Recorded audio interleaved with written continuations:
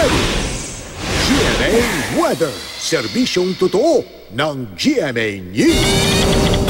Mga kapuso, ngayong tagulan na, maging I am ready at doble ingat sa mga pagbaha at landslide. Lumakas na kasi ang hanging habagat o yung pong mainit at basang hangin mula sa Timog Kanluran na nagdadala ng mga ulang panahon dyan sa may western section ng Luzon at dyan sa Visayas. Pero posible pa rin po ang monsoon break o yung mga araw na hindi magiging maulan.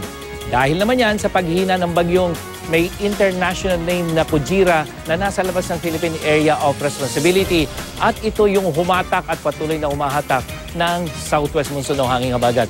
Ngayong taon, mas maraming bagyo inaasahang papasok sa PAR sa mga susunod na buwan.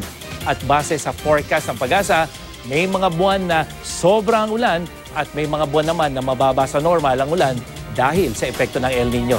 At sa ating forecast, asahan pa rin ang mga thunderstorm diyan sa Ilocos at Cordillera Region, sa ilang bahagi ng Central Luzon, maging sa Calabarzon, bukas yan ng hapon, base naman sa datos ng The Weather Company.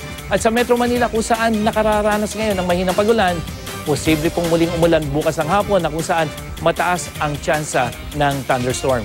Sa Visayas, posible ang hanggang katamtamang ulan sa western at central section, lalo na pagdating sa hapon, habang sa Mindanao kung saan patuloy na umiiral ang Intertropical Convergence Zone o ITCZ, may hanggang katamtamang ulan, maghapon po yan mga kapuso. Yan ang latest mula sa GMA Weather. Ako po si Nathaniel Cruz. Magplano para sigurado. I am ready. Serbisyong totoo ng GMA News.